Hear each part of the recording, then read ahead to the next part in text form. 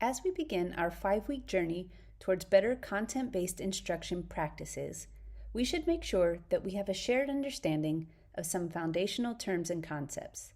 To do that, we will view or read together CBI and its dual mission.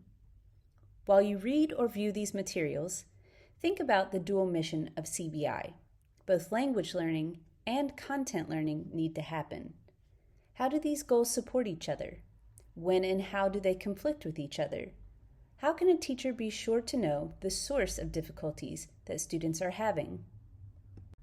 Content-based instruction and its cousins. The first term that we need to define is the term content. Within the field of language acquisition, the term content is used to describe any subject matter besides languages. This might be, for example, math, history, or science.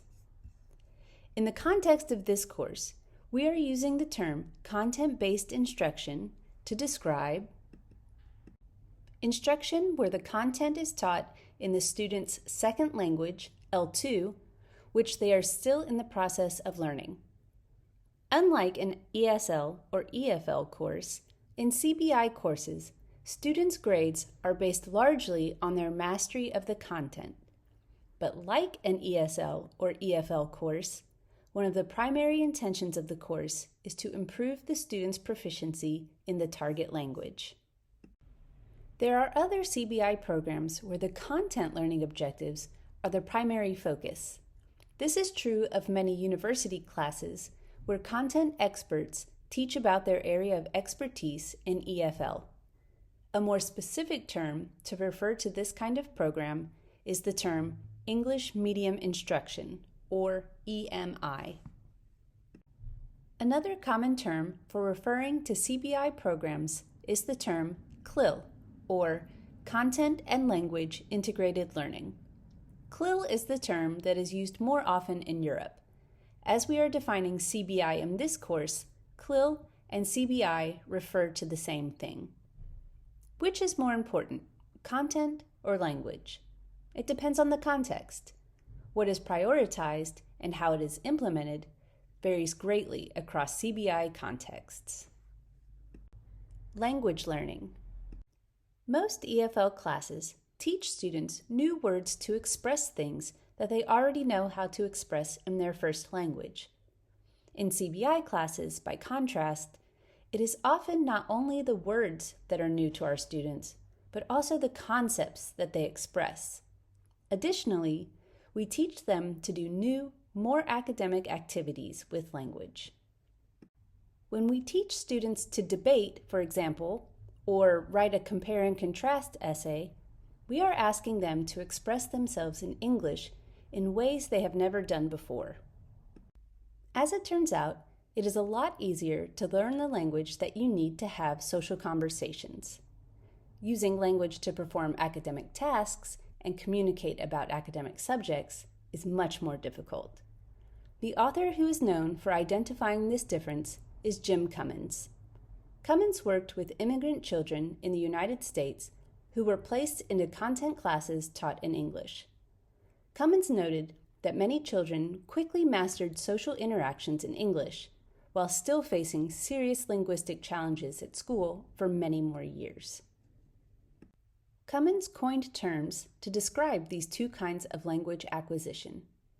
BICS, Basic Interpersonal Communicative Skills, refers to conversational fluency in a language, while CALP, Cognitive Academic Language Proficiency, refers to students' ability to understand and express, in both oral and written modes, concepts and ideas that are relevant to success in school. While BICS can often develop fairly quickly, CALP is known to take between 5 and 7 years to develop fully. Learning content. Learning new concepts and language simultaneously presents CBI students with a dual challenge. As teachers, we have to keep in mind that people can only think about so many things at once. Our working memory is limited. The term cognitive load refers to how much mental work a task requires. cognitive load theory recommends that learning tasks should not overload learners' working memory. As CBI instructors, this means that we must be aware of which parts of our tasks are difficult, and we need to structure lessons so that students are always focused and able to achieve the objectives we put before them. One of the best ways to lighten the cognitive load of a learning task is to frame lessons within concepts and routines that are familiar to the students. As CBI teachers, we can facilitate our students' learning when we relate new lessons to ideas that students already comprehend, and we frame our activities in routines that students can settle into with little need for orientation. These familiar scripts, routines, or patterns are called schemata. We can see our schemata operating when we go to a restaurant.